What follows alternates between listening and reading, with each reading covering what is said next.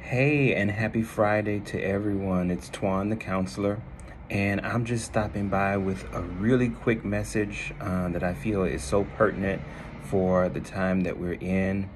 I know y'all see me wearing my healer shirt again, and it is actually fading because I love wearing this shirt so much and it gets washed so often. I got to call my boy and ask for a new one. But I wanted to come to you guys to just share a little bit from my heart with a little clinical perspective on the anger, the pain, the exhaustion that we are all feeling after the events of this week. And just in case someone is watching this in the future, I'm recording this at the end of the week where we got the guilty verdict in the Derek Chauvin trial. And it's just been a very mentally, emotionally, and physically exhausting week for most of us. We were happy to get the guilty verdict. It felt like people were finally being held accountable for their actions. But it also brought up in many of us this feeling that, well, true justice is not really done, right? That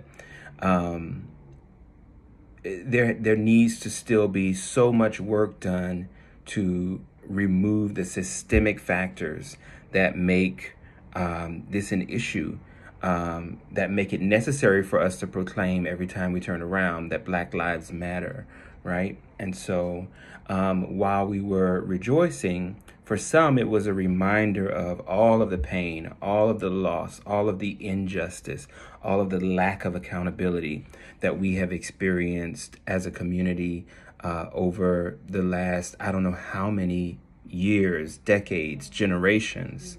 And so it's exhausting. It's exhausting. And I happen to work with some pretty influential people in the movement, people who are very deeply involved, and their work is very important to the movement. And I happen to work with them as their therapist. And, this week has created some interesting conversations around that, and just looking at how this socio-political and human rights issue is impacting individuals' mental and emotional health.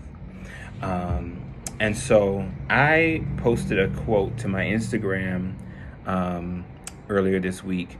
And by the way, I'm going to be posting a series of quotes every day by one of my heroes, I think one of the greatest American heroes of all time, Mr. James Baldwin.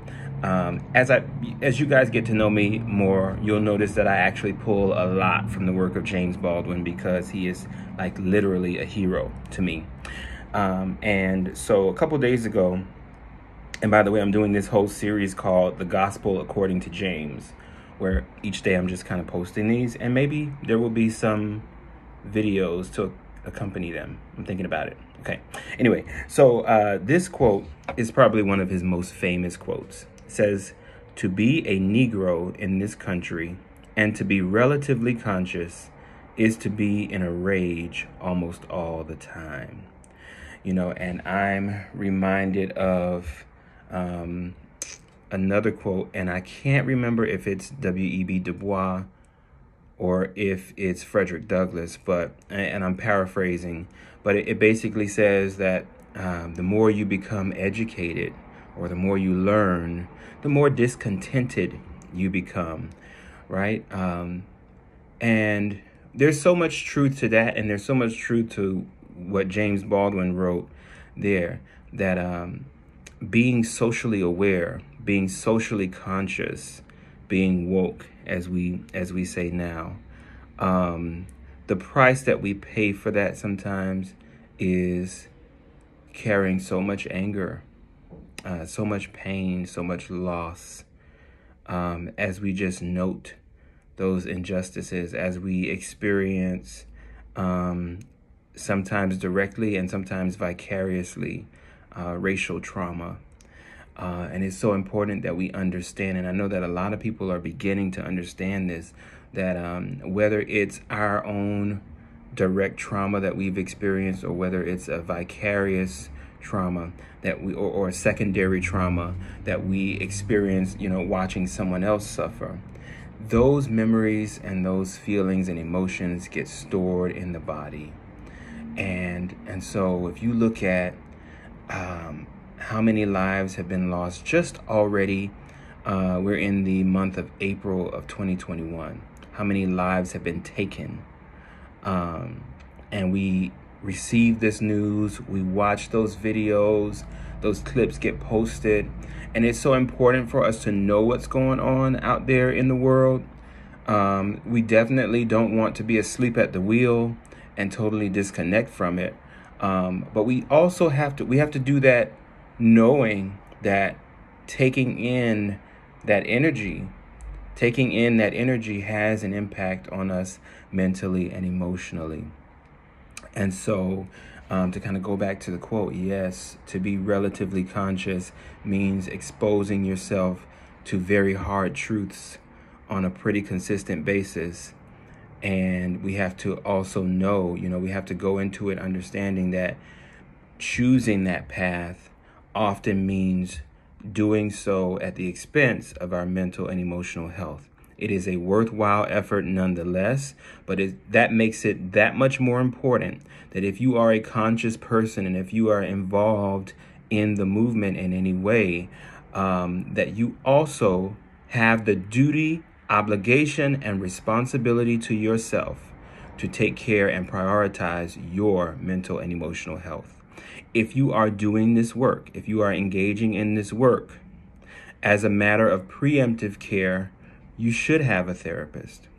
You should have, and if not a therapist, you should have some sort of a professional support where you can go to just kind of process those emotions. And maybe you may even have to do some trauma-informed therapy to kind of process this stuff out of the body so that you are well enough mentally, emotionally, physically, spiritually to carry on the work. Okay? I see my work as sort of like, I would say it's behind the scenes activism. So you don't see me out there on the front lines, but I take care of a lot of people who are out there on the front lines. And I see that as, like I said, behind the scenes activism, because the work that we do in our one-on-one sessions makes them well enough to go out and continue the work that they're doing for the community. And so I'm encouraging you, if you are involved in the work of social justice, if you are involved in the work of transforming the systems that uphold oppression and racism, please prioritize also your own mental and emotional wellness. See a counselor, have a spiritual support, take care of yourself physically, make sure that, nutritionally you have what you need, but that mental and emotional part, you really want to make sure that that's covered, okay? This has been Antoine McKenzie Plez, Twan the counselor, licensed mental health counselor here in South Florida. The name of my practice is It's All Grief, LLC. And along that note, I'm going to go ahead and plug the practice and say, if this video spoke out to you in any way, if anything that I said resonates with you and you are one of those people that I'm talking about that are involved in the movement, and you live in Florida and you feel we might be a good match, I want you all to know that I do have open slots, slots opening in May. So I do have some folks graduating out of therapy this month, and so I will have some availability to take on new clients in May. And so feel free to reach out at www.itsallgrief.com. Light and love always.